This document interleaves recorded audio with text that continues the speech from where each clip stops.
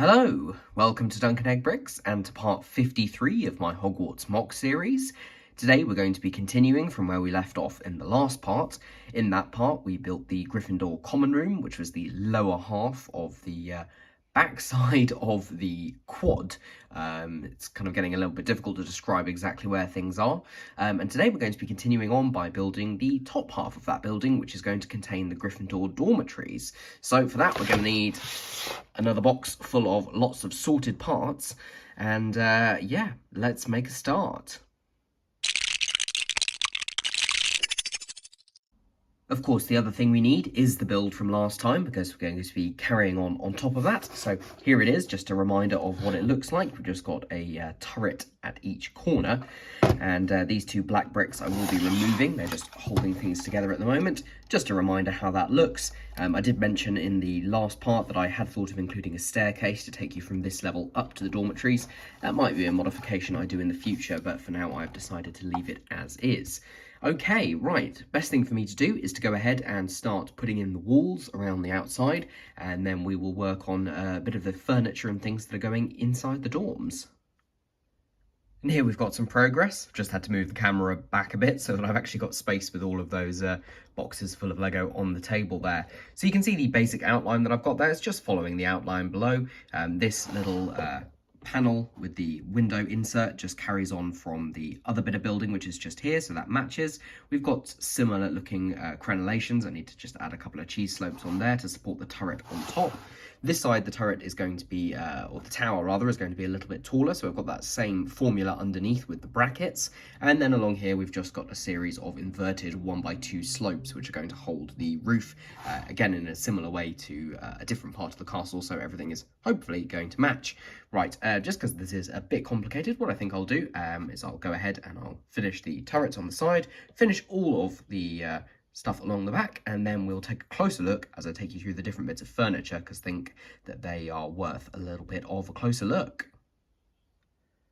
And here we are. I've done quite a lot of work, as you can see, and everything on the exterior is pretty much finished. So as I said, this tower is a little bit taller. It continues on the same technique all the way to the top. This one is a little bit shorter. I'm then using the same techniques to get that rounded top as I did on my viaduct entrance building. I just think it makes the most sense. It does mean I can't actually use the space inside, but I think it gives the best appearance. And it's a little bit of a small, awkward space anyway.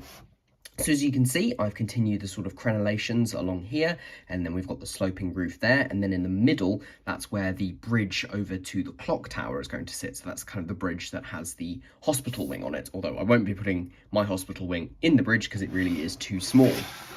Anyway, spinning this round, you can see the inside. I've used a similar technique to that which I used in the divination classroom, so that was part 51. So what I'm using is these dark red pieces, so bricks and inverted slopes, to form these kind of curtains or drapes, if you want to call them that. But they are actually structural. They are holding this top level of roof slopes in place.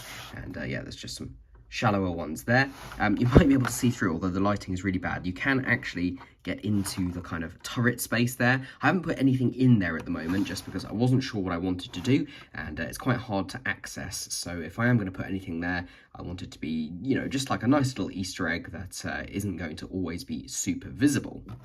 Right, so with the interior pretty much finished, although I have noticed I'm missing a few pieces that I do need, so I think I'll have to make an extra bricklink order just to get those pieces, you know, into the build, but it's nothing that's going to affect this too badly today. So obviously it's a dormitory, so for the dormitory we're going to need some beds, and we're also going to need some extra furniture. First thing I'm actually going to build is the brazier. This is the metal sort of furnace wood burner in the center of the dorm, which is obviously used for heating. Nothing like it's mentioned in the books, but it's a nice little addition that forms part of the set in the films. Obviously, as this is not a round space, I'm not actually going to put it in the middle of that. The space I've chosen for it is over on the side here. Now, some of the pieces I'm missing are actually two more of these 1x2 tiles, but this should do just for now anyway. So we'll pop one of them just here, one of them here, and then a 1x1 plate in the center. That'll just be what holds everything in place. So for a brazier, this kind of thing, we are going to need a 2x2 plate, and then we're actually going to need to move some of this stuff out the way so I can get at my bricks down below. I will be needing all of these. So we've just got a normal 2x2 round brick, and then one of these ones with the vertical lines on them. And then we're actually going to use some of these trans orange 1x1 round plates, or studs as we like to call them, and help if I'd pre-separated these. So all these are representing is the sort of glow from the fire. You could always try and put in a light brick or something like that, but I think it might be a little bit tricky. There we go, that's looking good. And then on top of that, we're going to need a 2x2 round jumper. Try not to knock things off the castle, so that's going to go on there. And then on top of that, we are going to need a dish piece, which I do have somewhere.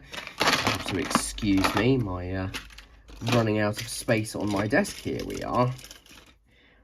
Dish piece like that. So that's actually going to form the brazier itself, and that's just going to sit on there. It will be supported, as I said, by a couple more tiles. So I think that looks pretty good. Just sits there on a single stud in the middle, nice and securely.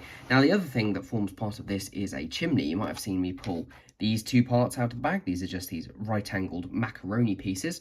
I'm going to be using those. I'm also going to be using these pieces in this bag here. So the way that this is going to work, we're going to start off with this connector. These are all in sort of dark gunmetal or pearl dark grey or pearl silver, never quite sure what to call it. And therefore, we're going to need this piece first, and then we're actually going to need, I don't know how it's escaped, but we're going to need this Technic connector here. Oh, actually, no, I'm wrong. We're going to need this Technic connector. That's why I'm going a bit crazy, because this actually has an axle hole inside. Just see if I can get that to focus. So that goes on like that, nice and securely. And then we're actually going to need to put this in place. So that's just going to stud on there nice and simply. And what we're actually going to do is put this Technic axle through the hole in the wall and actually go through this piece as well. So that'll go like that. So that's actually secured it, so it's now going through the wall. And then on the other end of that, we've got another one of these curved pieces. So that's actually all locked in place. And for the finishing touch on the top, we have just got a silver fez piece. They don't actually come in dark pearl grey, so we'll just add that on there. So now we've just got a little bit of a chimney, comes out the side of the castle, and also just helps to keep that in place. And also importantly, it's not going to be visible from the main viewing angle, which is over there, and it'll keep the look all nice and tidy. Right, next up, we need some beds. Of course, the Gryffindor dorms are famous for their 4-poster beds, and in Harry's dorm there should be 5 of them, one for Harry, Ron, Neville, Seamus and Dean. In my build I'm actually just going to include 3 of them, as there wasn't quite space for 5. It basically meant having ridiculously tiny beds that were all cramped together, and I think 3 gives a good idea, and you can just pretend that the other 2 are on the other side. I figured it doesn't matter so much, especially considering this build isn't even circular. So these are the parts you're going to be needing for one of my 4-poster beds. It also includes these parts, getting a little bit close to them there. So the way I've designed this, I did start with just a kind of studs up variation, you know, just basically stacking studs, and it was about 4 studs wide, 6 studs long, but that seemed to be taking up far too much space. So I've actually come up with a slightly slimmer design, which I think is actually more accurate to how the 4-posters look in the films. They're quite narrow and they're quite spindly, so hopefully my design will show that. Right, I've laid these pieces out so I can hopefully show you how the build goes and not get too confused. So we're going to be using a lot of different brackets, but the main part of the bed that you'll see, and which you can put a minifig on, is actually going to be made up of these dark red tiles and plates. So you get a 2x3 dark red tile. These are a little bit pricey, but I did manage to find some. Pop a couple of those 1x1 brackets. These are the kind of up variant, and then some 1x2s at either end. So I've just done it like this so everything is actually connected by that 1x2 tile. and then there's a 2x3 tile, then a 1x2 plate at either end, kind of that's your main structure, and then choose whichever end you like. That's the pillow end with that 1x2 cheese slope, so that's all nice and secure. And then we need to go to the top and actually build the top of the bed, for which we're going to need these brackets. Now, I would have built the top in a kind of flipped version of the bottom, but the downwards facing brackets, the 1x2s, don't exist, I believe, in reddish brown, although they're crazy expensive. So what I've actually substituted them with are these brackets, which are the 1x2 plate with actually a 1x4 extension, and that does the job just as well. So we'll connect these two to here. It's a 2x2 plate and then a 2x3 plate, and then luckily the 1x1 brackets, the downwards variant, do exist in reddish brown, and then we'll just use a couple of 1x2 plates in dark reddish, and need to get my colours right, in reddish brown to finish that off. There we go. And then for the roof or the canopy, we'll have two 2x4 tiles in reddish brown, and then a 1x4 to finish it off. So that is the top, although it's not quite the top, because we're also going to need these 1x3 tiles to go on the side there and there. And in fact, we need to put them on this as well. There's one there and one there. So this is just adding a little bit more strength and finishing everything off. Now you can see these 1x6 tiles in the background. So these are actually going to be the uprights. So we'll fix them onto one side first, just the top stud there and there. And then the first stud up on both of them. Just got to get that in place. And then that'll all be clamped in place by the other side.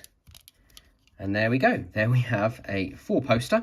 I like to think it looks pretty similar to how they're meant to look in the film. Just get a little bit more light there. Yeah, I'm pretty happy with that. Now, you might be thinking, how is this going to attach? Because at the moment it would, you know, kind of sit there a little bit lopsided. So what I actually decided on, rather than doing anything too complicated, what I've just got is a 2x2 and a 1x2 brick. In this case, these are in dark brown, and all I'm going to do is attach them to the underside, because I figured they tend to put their trunks under the bed. So why not have that under there? And that can act as a kind of trunk, and then the connection will actually be made. I'm not 100% sure that it's legal, just because of the raised Lego logo on the studs, but for me it seems to work, and I don't think it's going to cause any undue stress to the parts.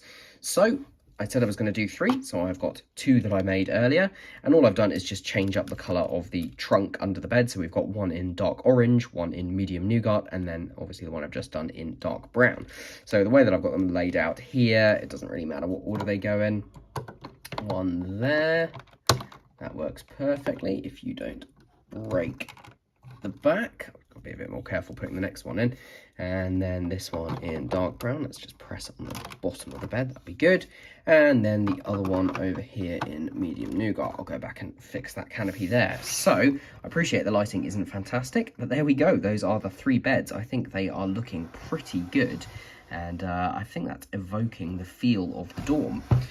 Just a couple of things to go in now. We are going to do a little carpet with some of these tiles, so just bear with me. Probably should have done this beforehand. It made my life a bit difficult for myself.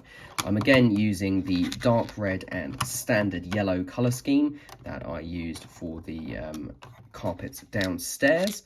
So it's just a fairly basic colour scheme, but I thought I might as well be consistent.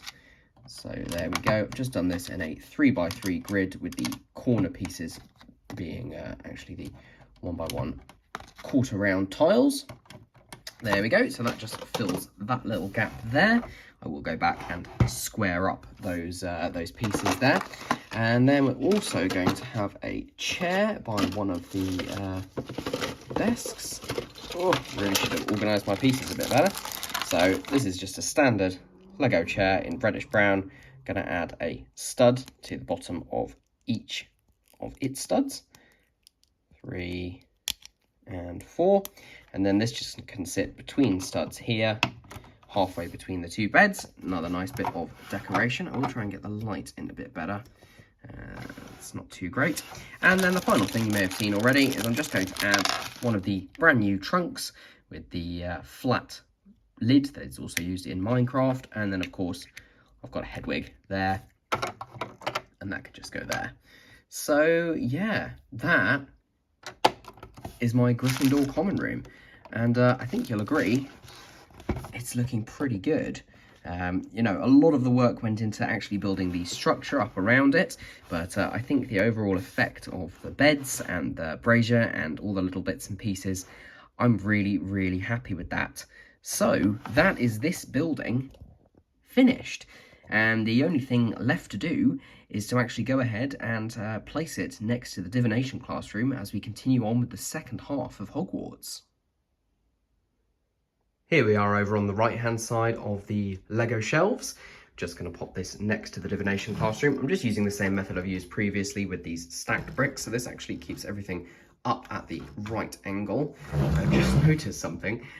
This chest is not going to fit. I'm going to have to put this on some jumpers. I think for now we'll just move it over and put that in place there without the legs falling off.